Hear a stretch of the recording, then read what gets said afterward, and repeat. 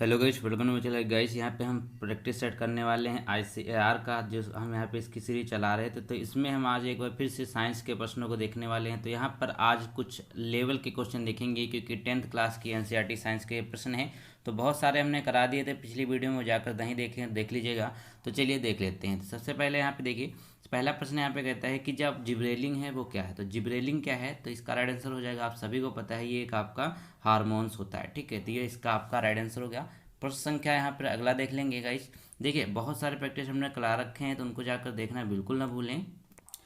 तो गाइस अगला प्रश्न हमारा हो जाएगी कि हार्मोन जो है वो कहाँ से स्रावित होते हैं। तो इसको ध्यान रखिएगा, जो हार्मोन होते हैं वो रिलीज होते हैं आपके अंतःस्रावी ग्लैंड से, यानी कि इसको इंडोक्राइन ग्लैंड भी कहा जाता है इंग्लिश में। ठीक है, चलिए अगला प्रश्न देख लेते हैं। अगले प्रश्नों की बात करें तो कहा गया कि गाइटर व घेंघा रोग जो है वो किसके कारण पनपता है। ठीक है, गाइटर और घेंघा रोग जो है उसका जो मेन रीजन होता है वो होता है बेसिकली आयोडीन की कमी से। ठीक है, आयोडीन की कमी से यह रोग हो जाता है, जो बहुत ही खतरनाक होता है लोगों में। क्वेश्चन नंबर अगला देखिए, तो कहा गया कि मानव शरीर में पाए जाने वाली जो ज्ञानेंद्रियां हैं वो कौन सी होती हैं। ठीक है, तो मानव शरीर में जो ज्ञानेंद्रियां पाई जाती हैं, सभी को पता होगा कि आपकी नाक, जीवा, कान, ये तीनों के तीनों आपके राइट आंसर हो जाएंगे। ठीक है, तो आपका राइट आंसर हो गया आपका उपयुक्त सभी। प्रश्न संख्या अगला देखिए, तो कहा गया कि मस्तिष्क से निकलने वाली तंत्रिका ए कहलाती है। ठीक है, मस्तिष्क से यहाँ पर जो तंत्रिका ए होती है वो क्या कहलाती है, आप याद रखेंगे। तो इसको कहा जाता है यहाँ पे कपाल तंत्रिका। ठीक है, कपाल तंत्रिका जो होती है वो मस्तिष्क से निकलती है। प्रश्न संख्या अगला देखिए, अगले में कहा गया कि थायरॉक्सिन का जो है रिलीज कहाँ से होता है। थायरॉक्सिन जो आपका जो हार्मोन होता है वो कहाँ से रिलीज होता है बेसिकली, तो यह रिलीज होता है थायराइड। अब देखिए यहाँ पे कहते हैं कि बहुत सारे लोगों को थायराइड की प्रॉब्लम हो जाती है। तो थायराइड की प्रॉब्लम में बेसिकली उनका क्या होता है, वजन बहुत ज़्यादा बढ़ जाता है। कुछ लोगों का वजन बहुत ज़्यादा बड़ा होता है, तो उसमें क्या होता है, थायराइड की प्रॉब्लम हो जाती है उनको। क्वेश्चन नंबर अगला देखिए, तो कहा गया कि मानव में डायलिसिस थैली होता है। डायलिसिस जो है वह यहाँ पे जो डायलिसिस पैकेट की बात करते हैं तो वो कौन सा होती है, तो वो हो जाते हैं नेफ्रॉन्स। नेफ्रॉन्स जो होते हैं वो आपके इसके लिए जो है अवेलेबल होते हैं, यानी कि इसको डायलिसिस थैली के लिए नाम से भी जानते हैं। प्रश्न संख्या अगला देखिए, तो कहा गया निम्नलिखित में से कौन सा एक पादप हार्मोन, यानी कि जो आपका प्लांट हार्मोन है। ठीक है, तो प्लांट हार्मोन निम्न में से कौन सा हो जाएगा। तो अब देखिए आपको ऑप्शन में दिया है जिब्रेलिन, ऑक्सिन और एब्सिसिस। ठीक है, तो उपयुक्त तो सभी ये तीनों के तीनों क्या होते हैं, ये आपके प्लांट हार्मोन की श्रेणी में आते हैं। बाकी जो आपके ह्यूमन ग्लैंड जो स्रावित करती हैं उसको यहाँ पे ह्यूमन हार्मोन कहते हैं, तो वो बहुत सारे होते हैं, अभी आपको पता चल जाएगा। प्रश्न संख्या अगला देखिए, तो कहा गया कि छुई मुई की पत्ती की गति कैसी होती है। अभी देखिए आपने सुना होगा एक छुई मुई का पेड़ होता है। ठीक है, जिसकी पत्तियों को छूने पर वो क्या करती है, वो मुरझा जाती हैं। ठीक है, तो उसमें क्या चीज़ होती है, उसमें कौन सी प्रोसेस होती है जिसके कारण वो हो जाती हैं, तो उसको हिंदी में कहते हैं कंपा नुकुंचन। ठीक है, कंपा नुकुंचन इसको कहा जाता है।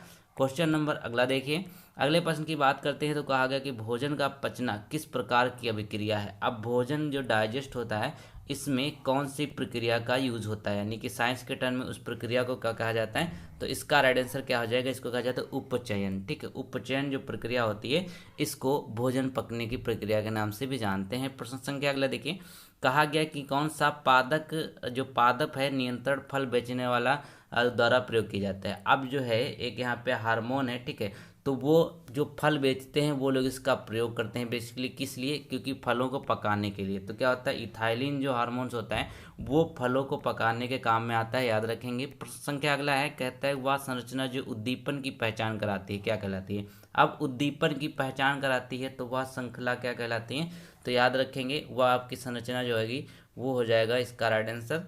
ठीक है, वो आपका हो जाएगा ग्राही। ग्राही इसका राइट आंसर है। चलिए प्रश्न संख्या अगला देखिए, अगले प्रश्न की बात कर लेते हैं, तो कहा गया कि कौन सा हार्मोन रुधिर में, यानी कि जो ब्लड में शर्करा को नियंत्रित करता है, यानी कि जो ब्लड है उसमें शुगर लेवल को मेंटेन करता है, कौन सा हार्मोन्स होता है, तो याद रखेंगे वो कौन सा हो जाता है, इंसुलिन। इंसुलिन क्या होता है, ये आपका इसके द्वारा प्रयोग किया जाता है। देखिए जैसे बहुत सारे लोगों को डायबिटीज़ की प्रॉब्लम हो जाती है। अब डायबिटीज़ में क्या होता है, जब बहुत ही ज़्यादा बड़े लेवल पे प्रॉब्लम होती है तो उनको इंसुलिन का इंजेक्शन दिया जाता है। वो एक लास्ट का वो जो होता है उसका साधन होता है कि उनके जो ब्लड में की शुगर लेवल उसको मेंटेन किया जा सके। प्रश्न संख्या अगला है कि अब यहाँ पे देखिए, पत्तियों का मुरझाना निम्न में से किसके प्रभाव से होता है। जो पत्तियां मुरझा जाती हैं तो उसका कौन सा प्रभाव होता है, यानी कि कौन से हार्मोन के कारण यहाँ पर ये होता है, तो ये होता है एब्सिकिस। ठीक है, तो याद रखेंगे एब्सिकिस जो है इसके कारण पत्तियां मुरझा जाती हैं। प्रश्न संख्या अगला देखिए, कहा गया यहाँ पर कि मानव मस्तिष्क के किस भाग को बड़ा मस्तिष्क कहा जाता है, यानी कि जो आपका मानव जो ह्यूमन ब्रेन है उसका जो सबसे बड़ा पार्ट होता है वो कौन सा होता है। ठीक है, तो वो आपका हो जाएगा यहाँ पर, देखिए तो ये होगा आपका यहाँ पर अग्र मस्तिष्क, जो आगे का जो भाग होता है वो आपका क्या होता है, सबसे बड़ा पार्ट होता है आपका ह्यूमन ब्रेन का। प्रश्न अगला अगला देखिए, तो कहा गया कि कौन सी एक ऐसी ग्लैंड है जो आपकी इंडोक्राइन और एक्सोक्राइन दोनों है, यानी कि अंतःस्रावी और बाह्यस्रावी दोनों कौन सी ग्लैंड है। तो वो आप सभी को पता होना चाहिए, बहुत ही पूछा जाता है, तो ये होता है पेंक्रियाज यानी कि अग्न्याशय। अग्न्याशय जो ग्लैंड है ना, ये आपकी दोनों तरीके की ग्लैंड है, याद रखेंगे। प्रश्न संख्या अगला देखिए, तो कहा गया कौन सी अंतःस्रावी ग्रंथि यानी कि जो कौन सी इंडोक्राइन जो आपके ग्लैंड है वो वक्र के दोनों ओर यानी कि जो आपका किडनी है उसके दोनों तरफ पाई जाती है, तो वह कौन सी होती है, वह होती है एड्रिनल ग्लैंड। ठीक है, एड्रिनल ग्लैंड इसका राइट आंसर हो जाएगा। ग्लैंड से प्रश्न आपके एग्जाम में आएगा, जरूर याद रखेंगे। प्रश्न संख्या अगला हो जाएगा कि जीवों में ध्वनि ग्रहण करने के लिए संवेगी अंग कौन सा, तो जो जीव होते हैं, ठीक है, उसमें जो ध्वनि होती है यानी कि जो साउंड कैच करने की जो पावर होती है वो क्या होती है, तो वो होती है यहाँ पे श्रवण ग्राही। ठीक, इसको कहा जाता है श्रवण ग्राही। चलिए क्वेश्चन नंबर अगला देखिए, अगले में कहा गया यहाँ पर कि शरीर की सबसे बड़ी अंतःस्रावी ग्लैंड, जो आप सबसे बड़ी जो एंडोक्राइन ग्लैंड है उसका नाम क्या हो जाएगा, तो वो आपकी हो जाएगी यहाँ पर थायराइड ग्लैंड। ठीक है, थायराइड ग्लैंड इसका राइट आंसर हो जाएगा। तो चलिए अब नेक्स्ट प्रश्न देख लेते हैं।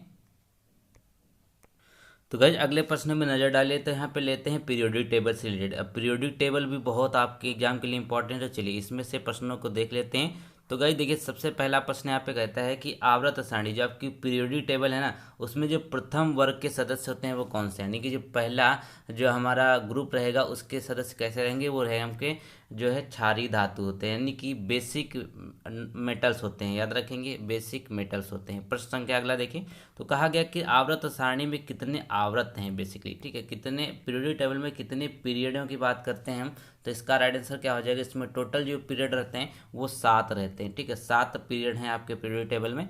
प्रश्न संख्या अगला है कि मेंडलीव आवर्त सारणी में कुल कितने वर्ग हैं। अब यहाँ पे पूछा गया है कि जो मेंडलीव की पीरियोडिक टेबल थी उसमें टोटल वर्ग कितने हैं, तो उसमें टोटल कितने ग्रुप हैं, वो आपके हो जाएंगे 9। ठीक है, याद रखेंगे 9 यहाँ पे वर्ग हो जाएंगे।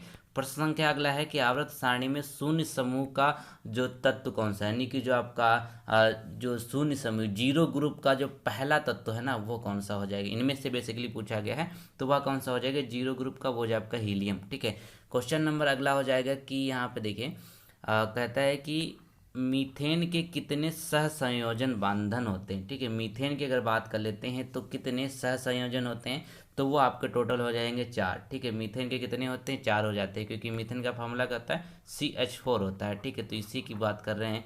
चलिए क्वेश्चन नंबर अगला देख लीजिए, तो कहा गया यहाँ पर कि आधुनिक आवर्त श्रेणी में कितने वर्ग और आवृत्त हैं, तो टोटल यहाँ पे आधुनिक कितने हैं जो आपकी मॉडर्न पीरियोडिक टेबल है इसमें, तो अभी हमने आपको बताया कि 18 हैं, 18 वर्ग आपके 9 आवृत्त हैं। ठीक है, चलिए क्वेश्चन नंबर अगला हो जाएगा आपका कि आवर्त श्रेणी समूह में कितने आवृत्त और कितने समूह, ये तो रिपीटेड हो गया। अगला प्रश्न देखिए, तो अब इसमें कहा गया कि आधुनिक जो आपकी मॉडर्न पीरियोडिक टेबल है ना, जो आधुनिक आवर्त सारणी है, इसमें आपका किस बेसिस पे इनको आप वर्गीकृत किया गया, यानी कि कौन सा आधार माना गया है इनको सही से करने के लिए, तो हो जाएगा एटॉमिक नंबर, यानी कि जो आपकी पीरियोडिक टेबल है वो आपके एटॉमिक नंबर पे बेस्ड है, याद रखेंगे। चलिए एटॉमिक नंबर पे बेस्ड हो जाएगी।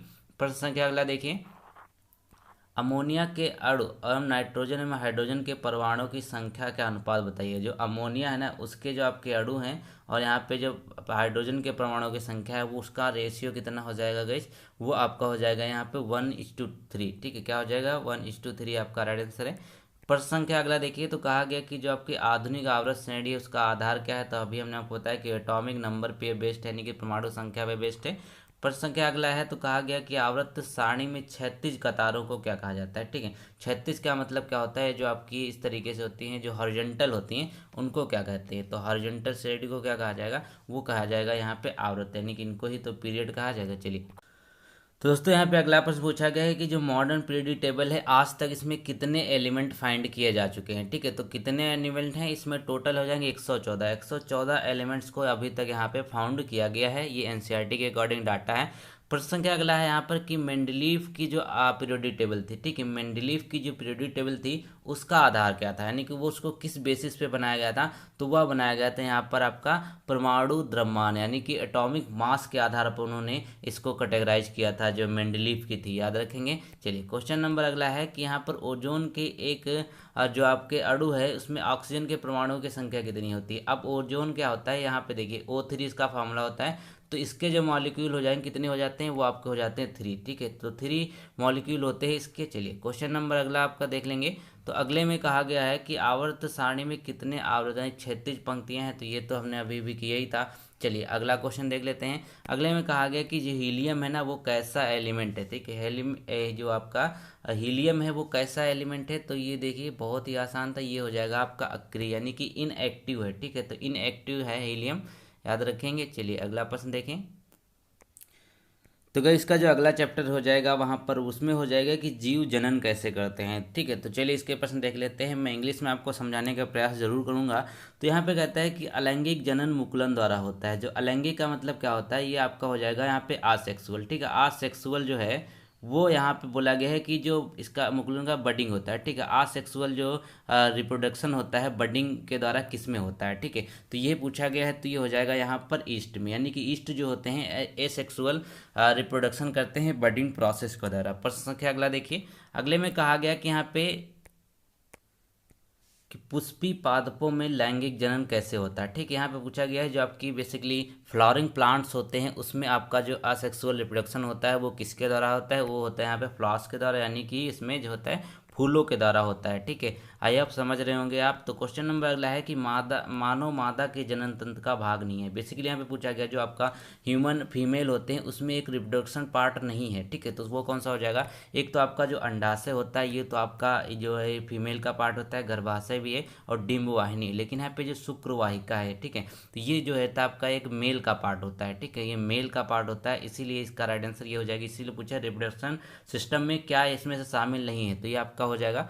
क्वेश्चन नंबर अगला देखिए। तो कहा गया यहाँ पे कि ब्रायोफिल्म अपने जिस भाग द्वारा जनन करता है, तो जो ब्रायोफिल्म होता है उसमें से एक जो पार्ट होता है उसके द्वारा रिप्रोडक्शन होता है, तो वो कौन सा होता है, रिप्रोडक्शन किसके द्वारा उसमें होता है, तो वो होता है आपका पत्ती के द्वारा, ठीक है, आपने देखा होगा आपने एग्जाम्पल एनसीईआरटी में कि पत्तियों के द्वारा, अब जैसे मान लीजिए आपके मनी प्लांट होता है, ठीक, मनी प्लांट क्या होता है वो पत्तियों के द्वारा भी यहाँ पर वो क्या हो जाता है उग जाता है, ठीक है, तो इसी तरीके से ये ब्रायोफिल्म होता है जिसमें पत्तियों के द्वारा रिप्रोडक्शन होता है इसका। प्रश्न संख्या अगला है कि जो ईस्ट होते हैं वो किस तरीके से यहाँ पर रिप्रोडक्शन करते हैं, तो अभी हमने बताया था ये होता है आपका यहाँ पे बडिंग के द्वारा, मुकुलन के द्वारा। क्वेश्चन नंबर अगला हो जाएगा यहाँ पर आपका कि जो आपका नर युग्मक एवं मादा युग्मक के संलग्न को क्या कहते हैं, यानी कि जो आपका फीमेल और जो मेल जो हो जाते हैं इसको क्या कहा जाता है, तो इसको कहते हैं यहाँ पे बौनापन, ठीक है, बौनापन इसको कहा जाता है, याद रखेंगे। क्वेश्चन नंबर अगला देखिए। यहाँ पे कहा गया कि निम्नलिखित में से एक लिंगी पादप का उदाहरण है, यहाँ पे आसेक्सुअल प्लांट कौन सा हो जाएगा, ठीक है, ये ठीक है, तो ये क्या हो जाएगा यहाँ पर वो आपका हो जाएगा पपीता। पपीता जो होता है वो आपका राइट आंसर हो जाएगा एक लिंगी पादप का। क्वेश्चन नंबर अगला देखिए।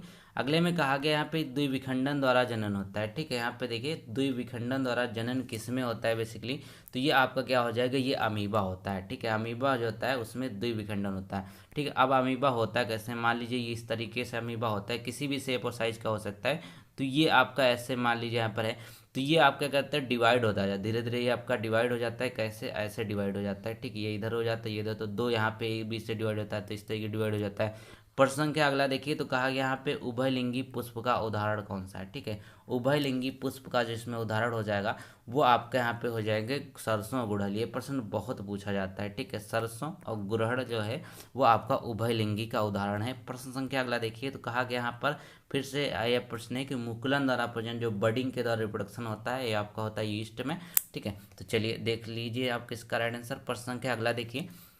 अगले में कहा गया कि जो फूलों में नर प्रजनन होता है, बेसिकली यहाँ पे जो फूलों में जो मेल रिप्रोडक्शन सिस्टम जो पार्ट होता है रिप्रोडक्शन पार्ट वह कौन सा होता है, ठीक है, तो इसका राइट आंसर क्या हो जाएगा, ये आपका हो जाएगा पुंकेसर हो जाएगा, ठीक है, आई थिंक स्टिग्मा इसको बोलते हैं।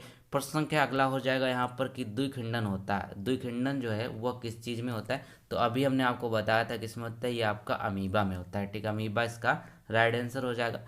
प्रश्न संख्या अगला देखिए। तो इसमें कहा गया कि तो फिर से रिपीट हो रहा है लेकिन इसका ऑप्शन दूसरा है, ठीक है। चलिए, मुकुलन द्वारा जनन होता है, यानी कि जिसमें भी बोला गया कि जो आपका बडिंग होता है इसके द्वारा किसमें एक में इसका रिप्रोडक्शन होता है, ठीक है। तो वो क्या हो जाएगा, यहाँ पर जो हाइड्रा होता है इसमें आपका मुकुलन द्वारा जनन होता है। हाइड्रा होता कैसा है, कुछ इस टाइप का होता है हाइड्रा, ठीक है।